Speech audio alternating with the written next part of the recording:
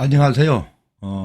취업, 면접, 서류 작성, 한 번에 합격하기 교수 박사연입니다. 제가 계속 현재도 지도를 하고 있고, 또 합격자가 나오고, 그리고 감사의 전화가 많이 옵니다. 여러분께서 제가 이런 말씀을 드리는 것은 자랑이 아니고, 취업에 정도를 가게 되면은 특별한 사유가 없으면 다 합격한다는 것입니다. 여러분이 서류를 잘 만들면은 설령 면접에서 다소 실수를 하거나 말을 더듬어도 별 탈 없이 합격을 하게 됩니다. 그러나 서류 준비도 안 되어 있고 기업에 가서 실전 경험이 없는 상태에서 특정한 사람의 말을 믿고 미사 요구를 동원하여 글을 만들거나 근거 없는 말로 자소설로 일관하거나 아니면은 면접 때 전혀 다른 답변을 하는 그런 연습만 해가지고 면접에 임할 경우는 굉장히 위험하고 또 합격을 해도 많은 애로사항에 도달한다고 볼 수가 있겠습니다. 그래서 제가 국내외 자기소개서 관련된 책자, 유튜브, 인터넷 블로그를 다 조사를 했습니다. 그래서 본 결과 상당히 실제하고 거리가 있다는 걸 제가 느꼈습니다. 그래서 제가 최근에 모 공기업 서류 전형과 면접을 가서 본 결과 대부분 현장과 본인의 경험과 동떨어진 내용으로 자기소개서의 제목을 단 것을 볼 수가 있었습니다. 오늘은 제가 이런 여러분의 잘못된 판단과 잘못된 서류 작성에 대해서 수정을 아니면 개선을 하고자 오늘 이 코너를 만들었습니다. 먼저 오늘은 이 시간에 공통적인 학과 공통적인 문제에 대해서 제가 설명을 드릴 거고요. 또 하나 더 만들었어요. 그래서 다음 시간에는 이공계 학과 출신에 관한 그런 자기소개서 제목 다는 방법에 대해서 말씀드리겠습니다. 특히 이공계 학생들은 많이 인문사회계보다 좀 문장력이 뒤떨어진 경우가 많이 있어요. 그래서 제가 관련된 사례를 가지고 다양하게 준비를 하겠습니다. 먼저 오늘은 인문사회 20 공통으로 작성하는 그런 사례를 가지고 제가 설명을 드리도록 하겠습니다. 자기소개서는 우선 자소설은 절대 안 된다. 자소설은 절대 안 되고 실제 자기가 대학 졸업하기 전까지 했던 경험 중에서 끄집어내어 관련된 부분만 추출하여 서류를 만들게 되는 것입니다. 그래서 스펙이 완전하고 토익 만점 맞고 여러 가지 경험이 있어도 지원 분야의 직무와 관련이 없으면 1차로 서류 전형에서 걸러지게 되는 것입니다. 그리고 2단계에는 그 탁성 서류가 직무와 관련되게 잘 정리가 됐느냐 이게 2단계가 되겠습니다. 그래서 여러분이 관련 경험이 있어도 지원 직무 소위 채점자죠. 평가자에게 마음에 들도록 쓰지 않으면 일단 2단계에서 탈락이 된다고 할 수가 있겠습니다. 자, 자기소개서는 제목을 달기가 굉장히 중요합니다. 굉장히 중요하니까 첫째 기본적으로 두 가지가 나와 있죠.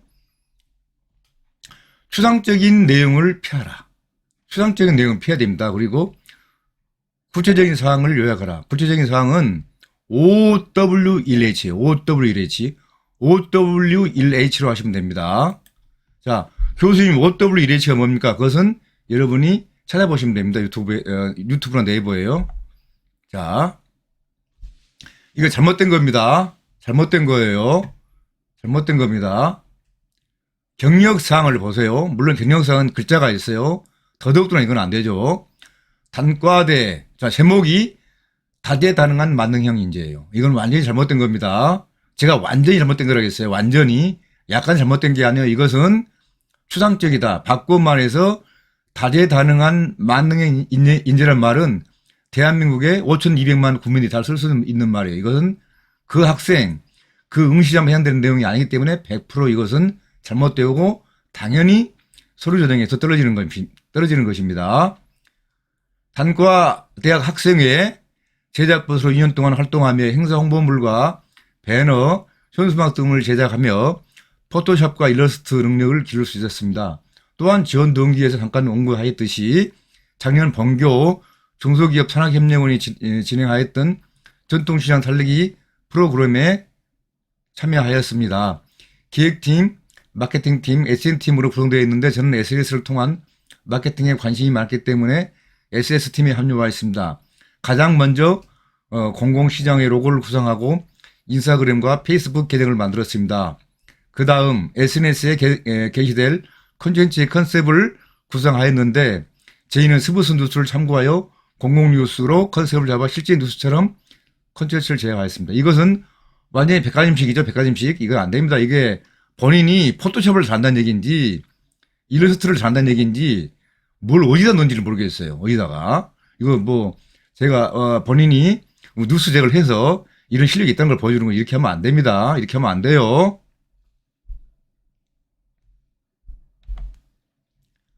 자, 맞는 내용입니다. 맞는 내용. 전통시장 살리기 경진대회에서 SNS 마케팅을 직접 수행하다. 아니면 SNS 마케팅을 수행하다. SNS 마케팅을 하다. 이렇게 해도 돼요.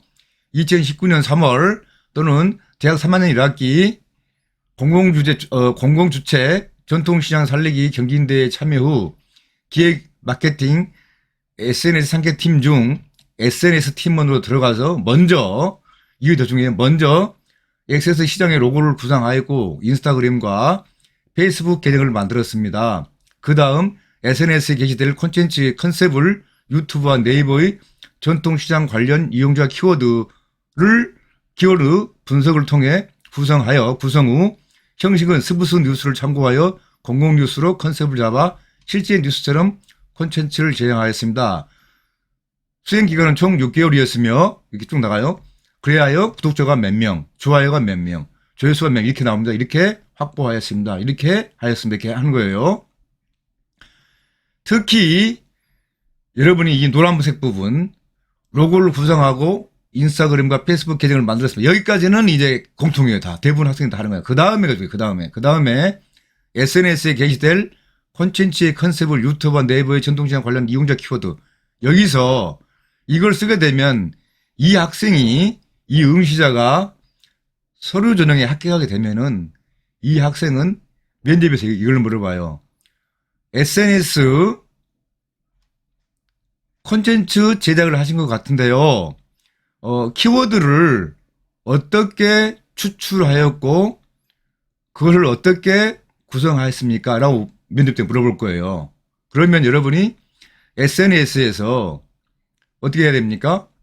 유튜브나 네이버, 블랙키위 등에서 유입과 유출을 분석해야 돼요. 유입과 유출을 전통시장을 관련해가지고 최근에 뜨는 분석, 과거에 뜨는 그 키워드를 가지고 분석량, 조회수를 조사해야 되겠죠. 그래서 그 관련된 이용자, 연관 키워드를 보면은 젊은 사람인지 나이 드신 분인지 나와요. 그걸 보면서 그걸 가지고 컨셉을 잡아 실제 뉴스처럼 콘텐츠를 제작하였습니다. 제작 방법은 서브스 송출, 게시 방법과 또는 카드 뉴스 등으로 병행하였습니다. 이렇게 얘기를 하셔야 됩니다. 이래야지 이 학생은 뭔가 그럼 결국은 온라인 마케팅에 뭐예요? 홍보팀에 가서 아니면 SS팀에서 SNS 관련 사업을 하는데 지원을 해야 되고 그리고 만약에 합격이 되면은 그 부서에서 일을 하게 되는 것입니다. 자, 성격이 장단점 나와 있습니다. 이것도 마찬가지입니다.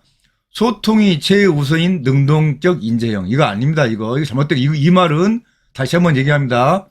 대한민국 5,200만 국민이 다 쓸 수 있는 말이에요. 본인만이 쓸 수 있는 말을 끄집어내야 돼요. 다시 앞으로 갑니다. 자, 여기서 OWEH에 의해서 2019년 3월 그러면 뭐 대학교 몇 학년 나와요. 그래서 이게 입사 서류 만든 달과 가급적 가깝거나 날짜가 가깝거나 아니면 종류가 2번, 3번 했다는 것이 더 훨씬 서류 전형도 유리하고 면접에도 유리한 게 되겠습니다. 그래서 이건 이 서류를 만들 때는 OWEH로 만들어야 된다. 언제 어디서 누가 무엇을 어떻게 왜를 항상 하셔야 된다는 걸 다시 한번 말씀드립니다. 유년 시절 외교관으로 근무했던 부모님을 따라 스페인에서 3년간 거주하였습니다. 스페인의 영국 학교에서 재학 중 저를 포함한 중국 친구들이 겪었던 인종차별 문제를 개선하기 위해 학생회장으로 출마하였습니다. 최초 아시아인 회장으로, 사실 이건 중요하지 않습니다. 회장으로 당선과 동시에 공약이었던 인종차별, 인종과 관련 상관없이 누구나 학교의 문제점을 건의하고 적용될 수 있도록 매월 마지막 주 금요일에 전교생이 선생님과 이야기를 나누는 시간을 가졌습니다. 나아가 홈스테이를 하는 학생을 대상으로 친구들을 불러서 같이 시간을 보내는 파티를 개최하며 학교 학생 간 가교 쭉쭉쭉 나가 있어요. 자, 너무 산만하고 이게 왜 소통이라는 것이 별로 나와있지가 않아요. 나와있지가 않죠. 그래서 자, 좀 정리를 했습니다. 제목을 이렇게 다는 거예요. 소통이라면 소통의 근거가 나와야 돼요. 근거가. 그러니까 대화와 설득으로 소통과 공감상을 만들어내다. 이렇게 써야 되는 거예요. 이 내용이 똑같은 내용인데 전혀 다르잖아요. 보면은 유년 시절 외교관으로 근무했던 부모님을 따라 스페인에서 3년간 거주하였습니다. 제가 조금 정리했어요. 스페인의 영국 학교 재학 중 저를 포함한 중국인 친구들이 겪었던 인종차별 문제를 개선하기 위해 학생회장으로 출마 후 당선되었습니다. 당선 후, 여기서부터 중요하죠. 당선 후 공약 실천을 위해 인종과 학년에 상관없이 누구나 학교의 문제점을 건의하고 실천이 될 수 있도록 매월 마지막 주 금요일에 전교생이 선생님과 이야기를 나누는 소통과 공감의 시간을 가졌습니다.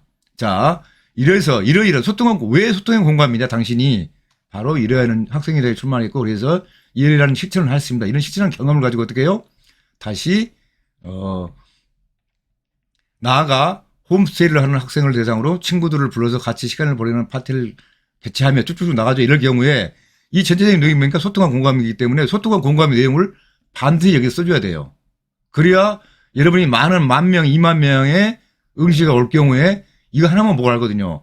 대화와 설득으로 소통과 공감상을 만들어내다. 이거 하나만 보고 바로 서류정리 통과시키는 경우가 많이 있습니다. 자, 저의 내용에, 오늘 내용이 여러분이 원하는 그런 내용이 됐으면은 구독하기와 좋아요를 반드시 눌러주시기를 부탁드립니다.